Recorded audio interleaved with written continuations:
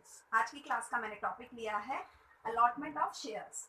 Allotment of shares का मतलब होता है अंशों का आवंटन। एक कंपनी जब अपने शेयर कैपिटल को इंक्रीज करती है या शेयर इशू करती है तो उसको अलॉट कैसे करेगी। देखो, एक चीज हमेशा ध्यान रखो, उसे कंपनी को जब भी शेयर कैपिटल इंक्रीज करनी होती है तो उसे अपने प्रोस्पेक्टस में भी मेंशन करना होता है और एमओए के अकॉर्डिंग ही उसे सारे रूल्स फॉलो करने होते हैं। तो अगर हम सबसे पहले ये देखें कि कौन से सेक्शन कवर करते हैं कंपनी लॉ के जो अलॉटमेंट ऑफ शेयर्स को कहते हैं, तो मैं आपको बता दूं सेक्शन जो 69 से 72 के अरेंजमेंट्स हैं वो सारे अलॉटमेंट ऑफ शेयर से रिलेटेड है। तो आपको अगर अलग अलग चीजों के लिए अलग अलग सेक्शन ना भी ध्यान रहे तो आप केवल एक ग्रुप ध्यान रख लें फ्रॉम सेक्शन 69 टू 72। ये इतना कठिन नहीं होगा। अब हम बात करते हैं अलॉटमेंट होता क्या है। It is an acceptance to an offer for purchase of share. देखो, ये एक ऑफर का एक्सेप्टेंस है। आपने कॉन्ट्रैक्ट एक्ट पढ़ा है कि नहीं पढ़ा है? पढ़ा है ना। तो कॉन्ट्रैक्ट एक्ट में आपने प्रपोजल और एक्सेप्टेंस पढ़ा है। कोई भी कॉन्ट्रैक्ट होने के लिए firstly the party has to propose and the second party has to accept। ठीक बात है। तो यहाँ पे भी बिल्कुल वही चीज है। जे कंपनी ने एक इनविटेशन दिया पब्लिक को कि आप हमारे यहाँ के शेयर्स खरीदिए। तो अब कंपनी को वो ऑफर करता है कि मैं आपकी कंपनी के 50 शेयर खरीदना चाहता हूँ। मान लेते हैं कोई पर्सन ए है, वो ये कहता है मैं आपकी कंपनी के 50 शेयर खरीदना चाहता हूँ। तो वो तो करता है प्रपोज। ठीक है, उसको अपन ने कहा है ऑफर। ऑफर और प्रपोजल एक ही चीज होती है।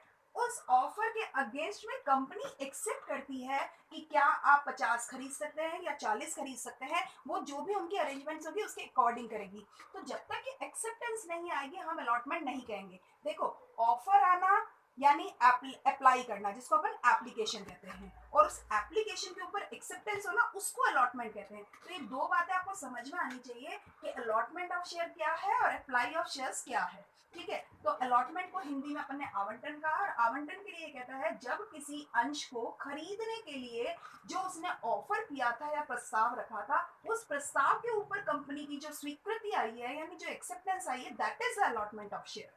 ठीक है, होपफुली आपको ये समझ में आया होगा। आगे की बात करती हूँ। It is a systematic distribution of share. ये ऐसे ही नहीं है कि किसी को कुछ भी दे दिया। डिपेंड करता है कितने एप्लीकेशन मनी आई, कितनी एप्लीकेशंस आई हैं, उन एप्लीकेशंस के अकॉर्डिंग अपन कितने शेयर इशू करने वाले हैं। हमारी जनरल मीटिंग में जो रेजोल्यूशन पास हुआ है, बोर्ड ऑफ डायरेक्टर्स क्या कहते हैं, किसको किस कैटेगरी के शेयर कितने देने हैं, वो सारी चीजें देख करके सिस्टमैटिक डिस्ट्रीब्यूशन यानी एक व्यवस्थित वितरण प्रक्रिया है ये। अब एक दो चार चीजें हैं जो आपको ध्यान रखनी चाहिए। अगर हम बात कर रहे हैं अलॉटमेंट की तो बहुत इंपॉर्टेंट चीज है, application money must not be less than 5% of the nominal value. जिस शेयर को खरीदने के लिए आपने अप्लाई किया है उसमें एक एप्लीकेशन मनी दी होगी। मैंने शेयर्स जब पढ़ाया था तो मैंने आपको बताया था कि शेयर की जब कॉल की जाती है तो एप्लीकेशन मनी अलग होती है, अलॉटमेंट मनी अलग होती है, फर्स्ट कॉल मनी अलग, सेकंड कॉल मनी अलग होती है। इस तरह से एक पूरा शेयर की जो वैल्यू है वो कुछ हिस्सों में बटी हुई होती है। तो अगर मैं सबसे पहली बात करूं कि एप्लीकेशन मनी जो होती है तो वो कहता है जो शेयर जितने नॉमिनल वैल्यू का है, मान लीजिए 10 रुपए का या 100 रुपए का या 50 रुपए का है, वट एवर इट इज, तो उसका 5% से कम नहीं होनी चाहिए एप्लीकेशन मनी। ये चीज आपको ध्यान रखनी है कि 5% ऑफ द नॉमिनल वैल्यू, ये एक इंपॉर्टेंट चीज है। आगे बात करती हूँ। Minimum subscription must have been received at least 19% of the issue. जितना भी आप शेयर कैपिटल इशू करने वाले हैं उसका 90% कम से कम सब्सक्राइब हो जाए, सब्सक्रिप्शन मिल जाए, तभी आप अलॉट कर सकते हैं। Before then you are not suppose to allot the share. ये इंपॉर्टेंट रेस्ट्रिक्शन मान लो या अरेंजमेंट मान लो या लीगल प्रोविजन मान लो, ये कहता है कि कम से कम सब्सक्रिप्शन मनी तो आ ही जानी चाहिए। और जनरली सब्सक्रिप्शन मनी जो होती है वो 90% ऑफ इशू होती है एटलीस्ट। ठीक है, एक और चीज बात कहता है application money must be capped deposit in scheduled bank. एक बात हमेशा याद रख लेना, अलॉटमेंट होता है या नहीं होता है उससे पहले जो एप्लीकेशन मनी पे पैसा आया है उस पैसे को यानी एप्लीकेशन मनी के पैसे को बहुत जरूरी है कि इसे डिपॉजिट किया जाए शेड्यूल्ड बैंक में। अगर शेड्यूल्ड बैंक में आपने पैसा डिपॉजिट नहीं किया है तो भी आपको इलीगल मान लिया जा सकता है या ये मान लिया जा सकता है कि you have a bad intention. तो ये चीज क्लियर हो गई। आगे आप बढ़ते हैं। जब भी where allotment does not conform to the statutory requirement is called irregular allotment, ये भी एक बात है। अगर आप लीगल प्रोविजंस के अकॉर्डिंग अलॉटमेंट कर देते हो तब तो बहुत बढ़िया बात है, वेल एंड गुड है। अगर आप इरेगुलर करते हो या अगर आप उसके हिसाब से नहीं करते हो जो प्रोविजंस हमारे दिए हुए हैं, तो ऐसे अलॉटमेंट को हम इरेगुलर कहते हैं। और इरेगुलर अलॉटमेंट अगर हो जाते हैं तो इसका सबसे बड़ा इफेक्ट ये होता है कि ऐसे कॉन्ट्रैक्ट वॉइड है, ठीक है, और वो पैसा उसे कंपनी को वापस देना होता है, उस व्यक्ति को जिसने इसके एप्लीकेशन मनी दी थी। आगे बात ध्यान करते हैं, companies can issue shares to both individuals और कॉर्पोरेट बॉडीज। ये कहता है कॉर्पोरेट बॉडीज को भी वो इशू कर सकती है अपने शेयर, और एक इंडिविजुअल्स को भी इशू कर सकती है। ये चीज आपको ध्यान रखनी है कि मैं क्या कह रही हूँ, कि एक कंपनी जो अपने जब शेयर अलॉट करती है तो वो इन दोनों में से किसी को या दोनों को कर सकती है, चाहे वो इंडिविजुअल हो या कॉर्पोरेट बॉडी हो। अब इसके आगे मैं आपको बताना चाहती हूँ कि अलॉटमेंट ऑफ शेयर का प्रोसेस क्या है, ठीक है। 3 अब हम आगे बढ़ते हैं, जो रूल्स हमारे अलॉटमेंट के हैं उनको भी हम समझ लें। मैं आपको फिर से याद दिला दूं कि हमें सेक्शन याद रखना है, मैंने इसे रब नहीं किया है इसीलिए, ताकि कि आप देखते रहे और याद कर लें कि सेक्शन 69 से 72 अलॉटमेंट के बारे में बताता है कंपनी एक्ट का।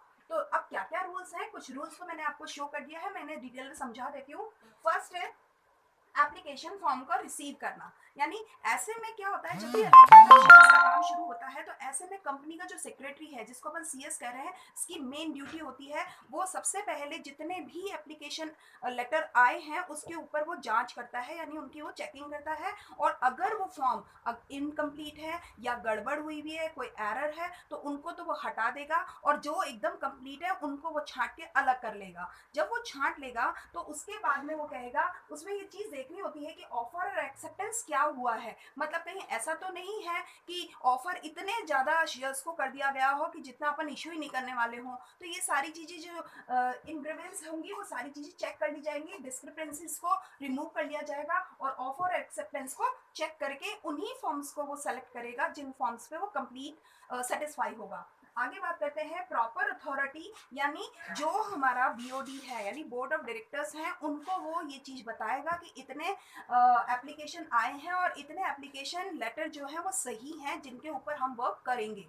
तो उनमें वो सारी चीज प्रॉपर अथॉरिटी को चीजें आगे तक बढ़ा देगा। अब ये कहता है मिनिमम सब्सक्रिप्शन, सबसे पहली जरूरी चीज जो मैंने आपको पहले भी बताई कि एप्लीकेशन मनी आना ही सफिशिएंट नहीं होगा, डिपेंड करता है क्या वो सब्सक्रिप्शन मनी आ चुकी है, जो वो मिनिमम उसमें अपन ने एमओएमए कोड की है। मैंने फिर से बता दे रही हूँ, एटलीस्ट 90% आनी ही चाहिए। कई बार कंपनी लिख देती है अगर 92%, तो 90% नहीं मेंशन की जाएगी, फिर 92% ही मेंशन की जाएगी। तो without having the 92% of the subscription money, the company is not suppose to issue the और अलॉट द शेयर्स, ठीक है। तो ये चीज भी चेक करनी पड़ेगी कि मिनिमम सब्सक्रिप्शन जो हमने कहा था अपने एमओए में, क्या वो हमें रिसीव हो गया है। Before receiving the minimum subscription the company can not allot the shares. आगे बात करते हैं, जो एप्लीकेशन मनी आई है उस मनी को हमें डिपॉजिट करना है एसबी में, यानी शेड्यूल्ड बैंक में। जब ये काम हो जाएगा, अब ये कहता है कि अब स्क्रीनिंग हो रही है उन एप्लीकेशंस की, एप्लीकेशन जितनी भी आई हैं उनकी स्क्रीनिंग हो गई, छट गई है। अब एक लिस्ट बना दी जाएगी जिन अलॉटमेंट को हमें देना है, जिन जिन लोगों को अलॉटमेंट देना है, उसका नाम क्या है, एड्रेस क्या है, उसका फोन नंबर वगैरह क्या है, वो सब करके, और कितना उसने मांगा है। उसके साथ में एक कॉलम रखा जाता है अलॉटमेंट ऑफ शेयर्स, वो ब्लैंक रखा जाता है। After the allotment it will be filled, क्योंकि अभी नहीं पता है कि मान लीजिए 50 शेयर की डिमांड की है किसी एक मिस्टर ए ने, तो उसको 50 के अगेंस्ट में हम 40 देने वाले हैं या 50 ही देने वाले हैं या नहीं देने वाले हैं। तो जो भी कुछ होगा वो बाद में उसमें मेंशन किया जाएगा। तो आगे बात करते हैं, इस सब के लिए बीओडी मीटिंग ऑर्गेनाइज की जाएगी, सेक्रेटरी का काम होता है बीओडी मीटिंग।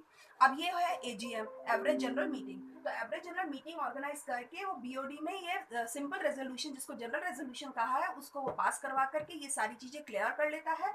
अब क्या करेगा, लेटर ऑफ अलॉटमेंट या तो वो इश्यू करेगा या फिर लेटर ऑफ रिग्रेट। ध्यान दीजिएगा, मान लीजिए एक मिस्टर ए ने 50 शेयर इश्यू करने के लिए अप्लाई किया था और उसे हमने एक भी शेयर इश्यू नहीं किया, तो अब ऐसे में हमें कुछ तो कंपनी की तरफ से कोई तो जेस्चर होना चाहिए ना कि हम नहीं दे रहे हैं या दे रहे हैं। तो लेटर ऑफ रिग्रेट कहते हैं, यदि किसी व्यक्ति को हमने शेयर इश्यू नहीं किए हैं तो हम उसे एक सांत्वना या दुख का एक लेटर भी दे देते हैं। और एक ऐसा व्यक्ति जिसको हमने अलॉट किया है, मान लेते हैं 50 के लिए उसने अप्लाई किया था लेकिन हमने 40 ही अलॉट किया, तो 40 के अगेंस्ट में हम एक अलॉटमेंट लेटर उसके नाम से देंगे ताकि उसको भी पता हो कि मुझे कितने शेयर दिए गए हैं। तो या तो लेटर ऑफ अलॉटमेंट इशू होगा या फिर लेटर ऑफ रिग्रेट इशू होगा। अगर हमने अलॉट किया तो अलॉटमेंट लेटर, और नहीं अलॉट किया है तो उस केस में हम रिग्रेट लेटर इशू करेंगे। ये सारा काम सेक्रेटरी का होता है, ठीक है। तो जो प्रैक्टिसेस ऑफ सेक्रेटरी होता है इन अ कंपनी, ये उन्हीं के एक्सरसाइजेस में है। अब लास्ट हो जाता है स्पेसिमेन ऑफ अलॉटमेंट। ऐसे में सेक्रेटरी जब आपको लेटर ऑफ अलॉटमेंट इशू कर रहा है एज अ शेयर होल्डर, तो उसके साथ साथ एक स्पेसिमेन कॉपी देगा। स्पेसिमेन का मतलब है उसका प्रारूप अलॉटमेंट का। उसमें वो एक फॉर्म होता है, वो फॉर्म उसे शेयर होल्डर को जो कि प्रोस्पेक्टेड है उसको भर के देना होता है। उसके साथ में एक बैंक की रिसिप्ट का भी एक स्पेसिमेन लगा होता है। अब अगर ये पैसा वो with in a time period bank में जमा करा देता है तो बैंक इसकी एक एक्सेप्टेंस चीजें कंपनी के पास में पहुंचा देता है। इससे ये चीज क्लियर हो जाती है कि हाँ इस व्यक्ति को इतने नंबर ऑफ शेयर्स अलॉट हो गए हैं। तो स्टूडेंट्स, ये सारा मैंने आपको प्रोसेस बता दिया है। इसे आप चाहे प्रोसेस कह लो, चाहे आप इसे कह लो कि ये रूल्स हैं, या इसे कह लो आप लीगल प्रोविजंस हैं कंपनी एक्ट के अलॉटमेंट ऑफ शेयर्स के रिलेटेड। कुछ भी कह लो, सारी चीज समझ में आ गई होगी। इसके साथ ही मैं वीडियो खत्म करती हूँ। Thank you.